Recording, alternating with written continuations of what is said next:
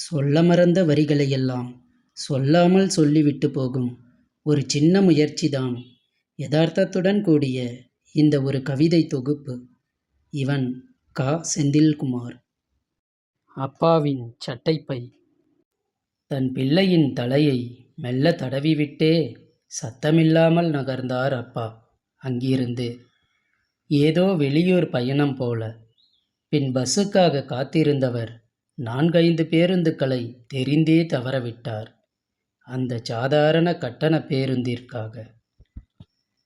ஒரு வழியாக ஊர் போய் சேர்ந்தவர் தன் காலை சிற்றுண்டியை அந்த சாலையோர கைவண்டியிலேயே கழித்தார்.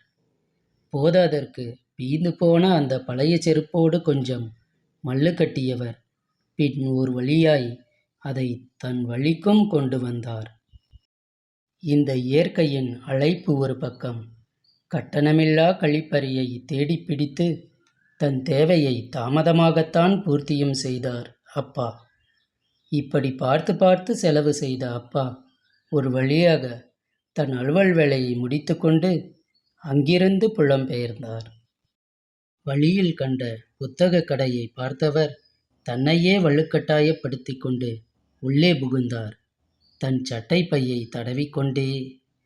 பின் சும்மாவா, தன் முதல் காதலியாயிற்றே இந்த புத்தகங்கள். ஒவ்வொரு புத்தகமுமாய் எடுத்தவர் முதலில் விலையை பார்த்த பின்னரே அதன் வரிகளை வாசிக்கத் தொடங்கினார். கொஞ்சம் கொடுமைதான். இருந்தாலும் நீண்ட நேர போராட்டத்திற்கு பின் ஒரு புத்தக நூலை தேர்ந்தெடுத்தார். தன் சட்டைப்பை பணத்திற்கு தோதாய். என்ன, அதற்கு அந்த மதிய வேளை சாப்பாட்டுச் செலவை மட்டும் கொஞ்சம் விற்க வேண்டியதாயிற்று. அவ்வளவுதான்.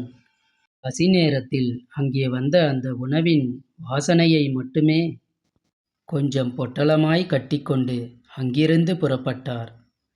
தன் பிள்ளையின் அந்த அழகான எதிர்பார்ப்பிற்கு முன்னால் அத்தனையும் அழகாய் தேய்ந்தே போனது.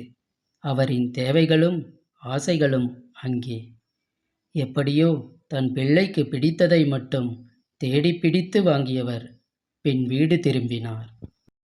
அந்த பேருந்து நெரிசலிலும் அதை உரசிவிடாமல் பத்திரப்படுத்தி கொண்டு வந்தவர் தன் சட்டையை மட்டும் கசக்கிக் கொள்ளாமல் பார்த்து கொள்ளத்தான் ஏனோ தவறிவிட்டார்.